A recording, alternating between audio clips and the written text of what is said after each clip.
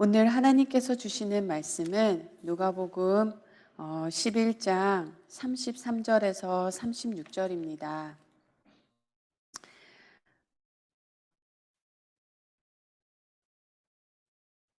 누가복음 11장 33절에서 36절. 저희 짧은 구절이기 때문에요. 저희 함께 다 일어서서요. 하나님의 말씀을 경외하는 마음으로 함께 일어서서 함께 한 목소리로 봉독하겠습니다.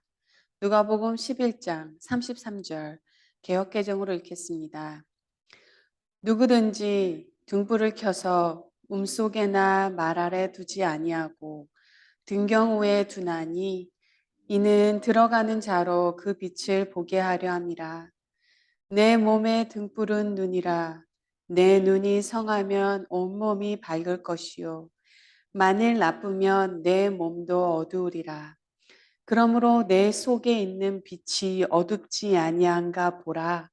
내 온몸이 밝아 조금도 어두운 데가 없으면 등불의 빛이 너를 비출 때와 같이 온전히 밝으리라 하시니라. 푸른 마르고 꽃은 시드나 하나님의 말씀은 영원히 서리라. 자리에 앉으셔서요. 저희 기도하겠습니다. 주님, 주님을 찬양합니다. 주님을 경배합니다. 주님, 주님은 제가 얼마나 큰 죄인인 줄, 괴수 중에 괴수임을 아십니다. 감당할 수 없는 자리에 얼마나 자격 없는 자가 서 있는지 주님은 아십니다.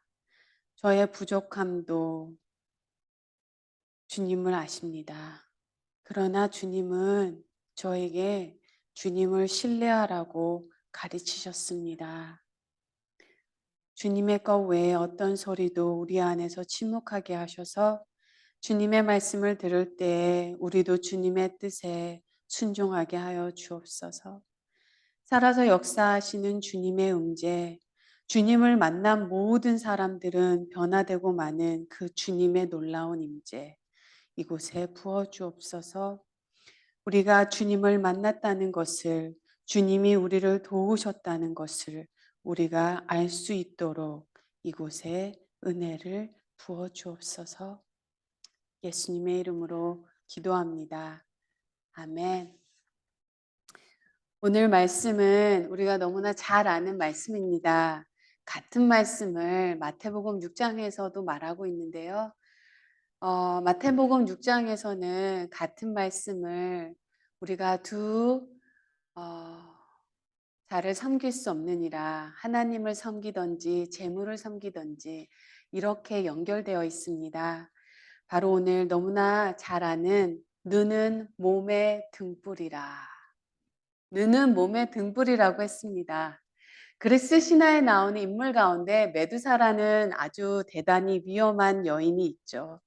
메두사는 사실 아름다운 신전에서 일을 하는 아름다운 어, 동이었습니다.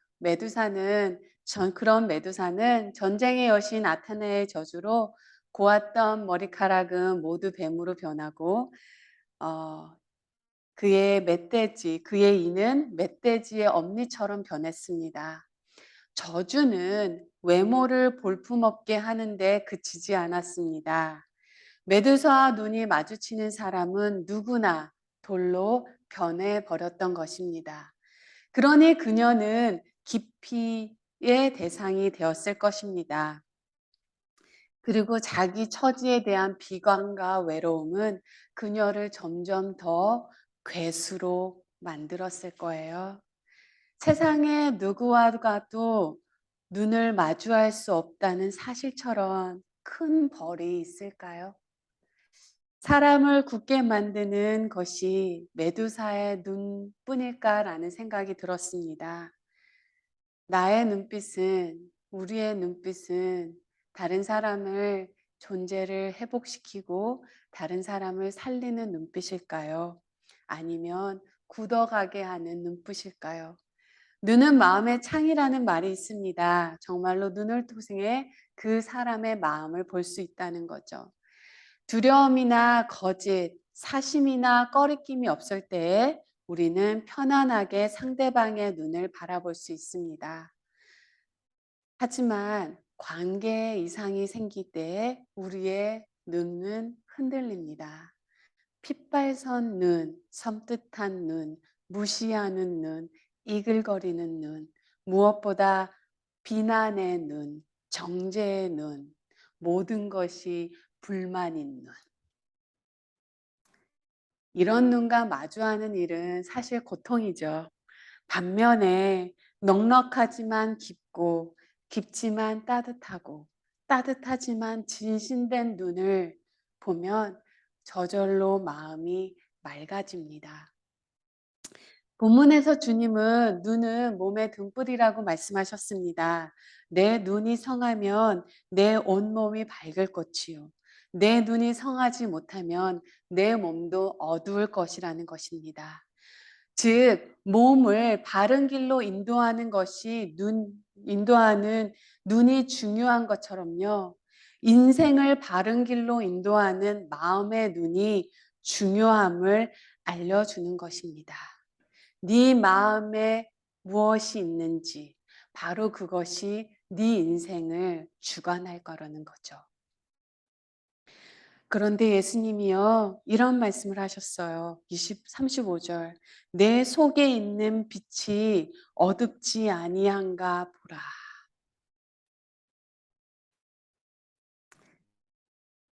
내 마음의 눈이 어둡지 아니한지 성찰해 보라는 것입니다. 제 차가 트랜스미션이 나가서 전사하셨잖아요. 낡은 자동차일수록 수리하고 정비할 것들이 참 많은데요. 그것을 제때 정비하지 않으면 나중에 저와 같이 꼭 후회하게 되더라고요. 우리의 신앙도 마찬가지인 것 같습니다. 오래 믿은 것, 그것은 결코 자랑할 것이 안 돼요. 자동차가 오래되어 한번 고장나기 시작하면 계속 정비를 해야 하듯이 우리의 믿음도 시간이 지날수록 자꾸만 정비해야 됩니다. 항상 깨어서 자기 신앙을 성찰하고 해야 주님 앞에 서는 그날까지 바른 믿음을 유지할 수 있는 거예요. 그 뜨거웠던 에베소 교회도 열심히 신앙생활하고 이단으로부터 신앙을 지켰지만 그 세월 동안 결국 그들은 그들 안에서 사랑을 잃어버렸습니다. 처음에 고린도 교회 교인들은 모두 열심을 냈지만 세월이 지나가면서 이 믿음이 힘을 잃기 시작했습니다. 이 땅의 교회는 어느 교회나 많은 문제를 안고 있죠. 그것은 교회가 완전한 곳이 아니라는 의미이기도 합니다. 그래서 우리가 믿음에 서 있는지 아닌지를 늘 점검해야 하는 거예요. 우리가 정말 믿음의 사람이라면요, 믿음의 말을 해야 되고 믿음의 행동을 해야 됩니다. 믿음의 말과 믿음의 행동은요, 믿음의 생각에서 나오는 것입니다. 바로 마음이 그만큼 중요하다는 거예요. 그래서 신앙생활에서 성찰이야말로 그리스도인들의 기본이라고 할 수 있습니다. 그런데 성찰은요, 고독의 시간을 필요로 합니다. 스스로 자신을 살펴보기 위해서 혼자 있는 시간은 꼭 필요합니다. 그래서인지 하나님께서 가끔 우리의 삶에 시련을 허락하시는 것 같아요. 그때서야 사람들은 내 뱃속에 무엇이 들어다 있는지 그때서야 내 뱃속을 들여다보기 때문이죠. 일반적으로요, 허물이 많은 사람일수록 다른 사람의 결점을 말하고요, 자기가 깨끗한 것만큼 다른 사람도 깨끗하게 보이는 법입니다. 자기의 허물과 연약함을 볼 수 있는 사람은 다른 사람의 허물과 결점을 들추려고 하지 않습니다. 왜냐하면 같은 허물이 내 안에 있음을 볼 수 있기 때문이죠. 그래서요, 성도에게 은혜가 떨어지면 인간의 본성이 나오는 것입니다. 신앙이 타락하면 인생이 파선하게 되는 거죠. 그래서 성도가 무엇보다 두려워해야 할 것은요, 바로 은혜가 마르고 심령이 병드는 것입니다. 돈 떨어지는 거, 몸 아픈 거, 사람들에게 조롱받는 것보다 더 두려워해야 할 일은요, 은혜가 마르고 기도가 막히고 기쁨이 없고 말씀을 멀리하는 것입니다.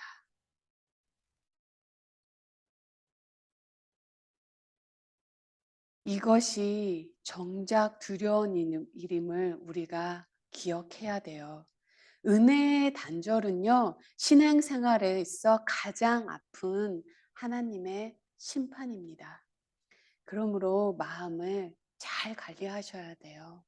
내 마음 안에 하나님이 중심이 된다면요, 내가 두 가지 보물을 섬기지 않고 한 가지 보물, 즉 하나님이 되신다면요, 내 안에 마음은 불로 가득 차게 됩니다.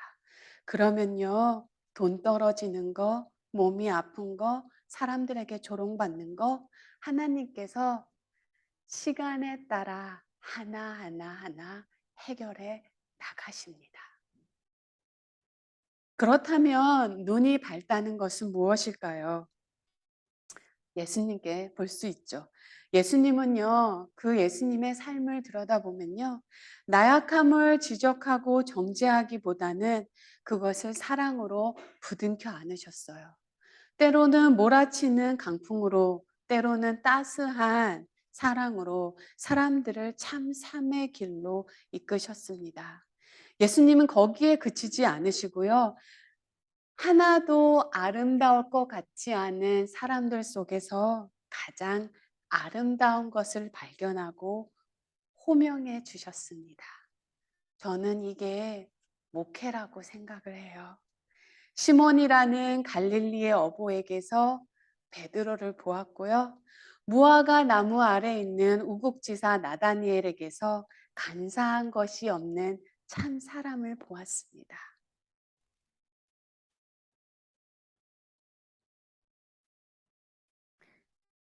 여러 남자를 걸쳐 살아가며 그 안에 부끄러움이 가득한 한 여인에게서 놀라운 복음 전도자의 모습을 예수님은 보셨습니다. 그들 안에서 참 사람, 거룩한 삶 살고 싶은 열정을 깨우셨고 그들에게 하나님의 나라의 꿈을 부어 주셨어요.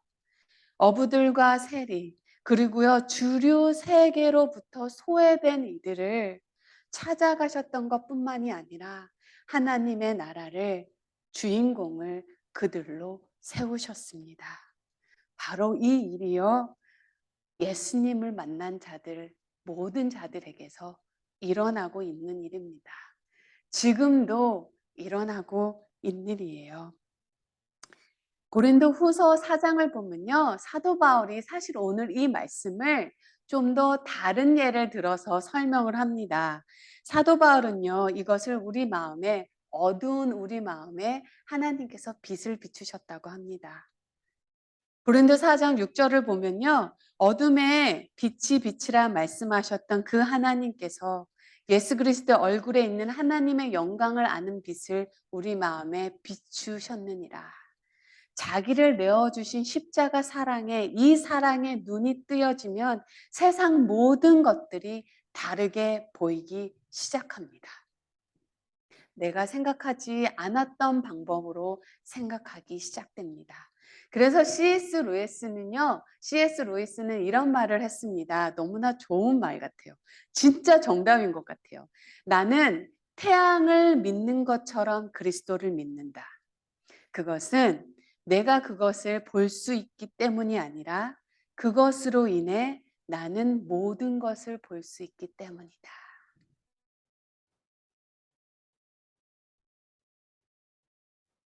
태양이 뜨면 그 태양으로 다른 모든 것이 보이기 시작합니다. 바로 이게 예수님을 믿는 자들의 삶에서 그 마음에서 일어나는 일이에요. 우리는요, 그리스도인들은 십자가를 안는 사람입니다. 십자가를 안다는 게 도대체 정확히 뭘까요? 정확하게 말해서요, 하나님께서 예수 그리스도를 통해 우리에게 보여진 그 십자가 사랑을 본 사람이라는 것입니다. 그 사랑을 보면요, 누구나 예수님 같이 살고 싶어지고 예수님 같이 죽고 싶어집니다. 제가 예수님을 처음 만났을 때 정말 그랬어요. 예수님 같이 살다가 예수님 같이 죽으면 된다. 그보다 더 뜻깊은 삶이 어디 있을까요? 정말로요. 십자가의 깊이를 이해하는 것만큼 성숙한 성도가 되는 것임을 기억하셔야 합니다. 십자가는요, 복음의 절정이기도 하지만 사랑의 극치를 표현하는 것입니다. 사랑은요, 말이나 추상적인 것이 아니라 사랑의 증거는 희생이고 희생의 극치는 바로 자신을 내어주는 것, 자신의 생명을 내어주는 것입니다. 하나님은요, 의심 많은 사람들에게, 의심 많은 죄인들에게 향해 가슴이 싸늘하게 식어버리고 무뎌진 인생들을 향해 그리고 어떤 것도 받아들이려고 하기를 거부하는 완악한 인간들에게 향해 강력한 사건으로 폭탄 선언을 하신 것이나 다름이 없으세요. 나는 너희를 이만큼 사랑하는 그리고 희생하는 하나님이다. 이것이 십자가 사건을 통해 우리에게 전해주시는 하나님의 놀라운 사랑의 메시지입니다. 십자가는요, 근데 이것만 얘기하는 것도 아닙니다. 십자가가 우리에게 두 가지 사건을 말합니다. 먼저는요, 하나는 십자가가 우리에게 우리의 죄물과 죄악의 부피를 말해준다는 것입니다. 십자가가 아니면 우리의 죄악의 비참한 죄의 문제를 해결할 수 없습니다. 또한 십자가는요, 동시에 사랑을 보여주십니다. 흠과 티가 없으신 예수님께서 생명을 우리에게 주심으로 희생하신 너무나도 큰 사랑을 깨닫게 되는 거죠. 바로 이 두 가지를 우리가 십자가에서 볼 수 있습니다. 자신을 내어주시는 하나님의 사랑이 우리를 죄에서 구원할 뿐만이 아니라 새 삶 살고 싶어지게 만듭니다. 왜냐하면 내 죄로 인하여 하나님께서 어떤 고통을 감수하셨는지를 보았기 때문입니다. 그래서 전과 같이 살고 싶어지지 않습니다. 섬기고 싶어집니다. 그러나 그런 사랑을 받았으니 나도 사랑하며 섬기며 산다는 것은 많은 희생을 요구합니다. 그래서 헌신이 어려운 거죠. 인간은요, 자기 자신만을 생각하지 않고 산다는 것은 하나님의 기적이 임하지 않으면 불가능합니다.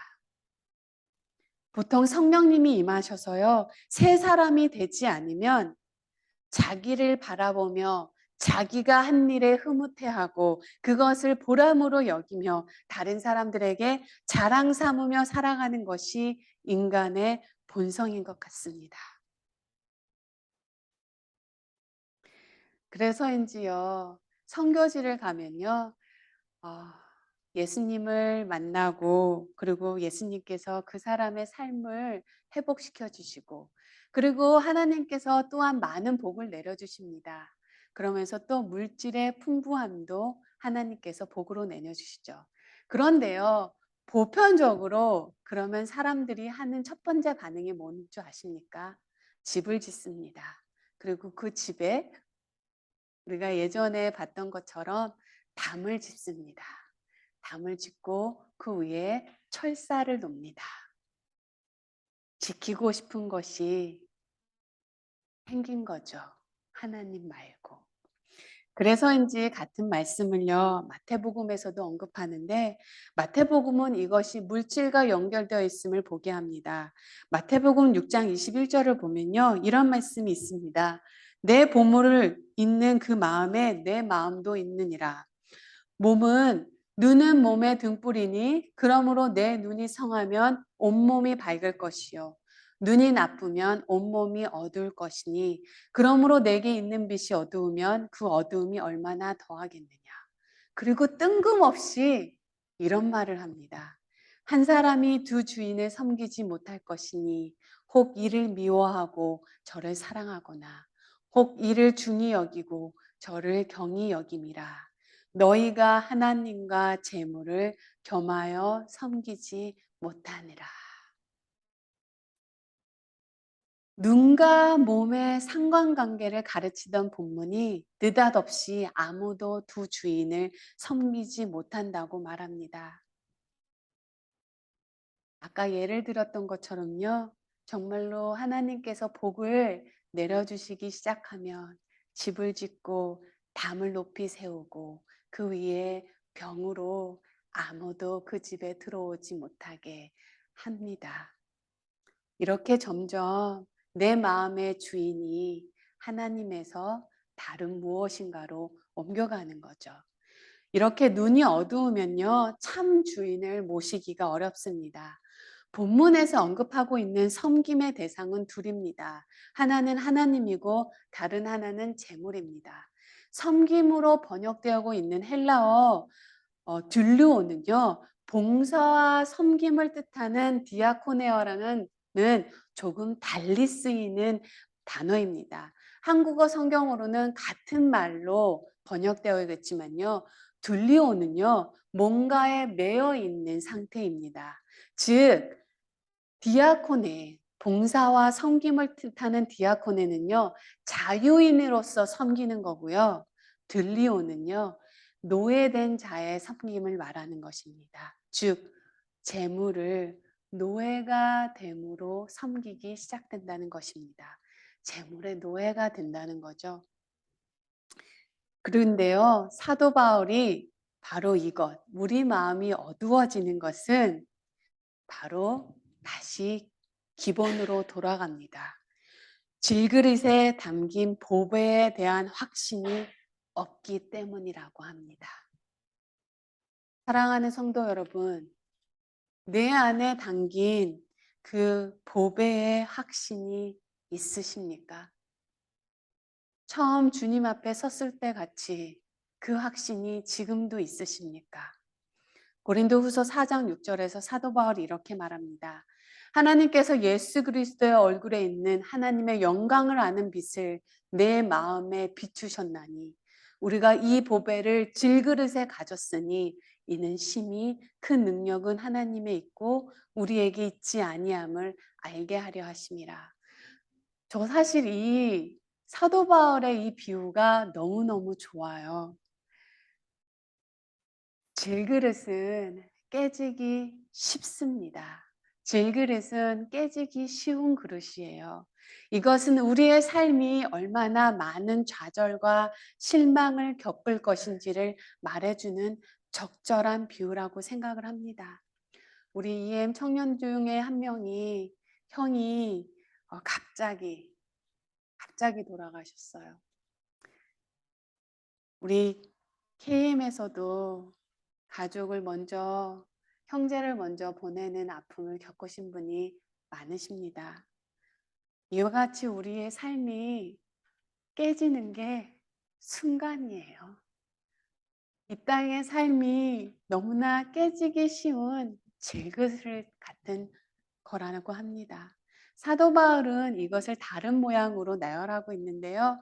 우리가 육체가 당하는 여러 가지 모양의 시련을 사망으로 우겨쌈을 당하고 답답함을 당하여도 박해를 받고 거꾸로 뜨림을 당한다고 합니다. 사실 우리가 이런 고난을 당할 때 낙심하기도 하고요. 결국은 절망하고 말죠. 그러나 사도 바울은요, 우리가 사방으로 우겨쌈을 당하여도 움츠러들지 않으며 답답한 일을 당해도 낙심하지 않으며 핍박을 당해도 버림을 받지 아니하고 매를 맞아 넘어져도 망하지 않는다고 말합니다. 그것은 우리 질그릇 같은 삶 속에 보물을 간직하고 있기 때문이라고 합니다. 바로 이 보물이 우리 안에 오신 하나님이라는 거예요. 고난은, 즉 질그릇 같은 이 땅의 삶은 깨질지 몰라도 그 질그릇이 깨지는 순간 그 속에 담긴 보물이 드러나게 됩니다. 그 안에 담겨 있는 예수의 생명이 그대로 드러나는 것입니다.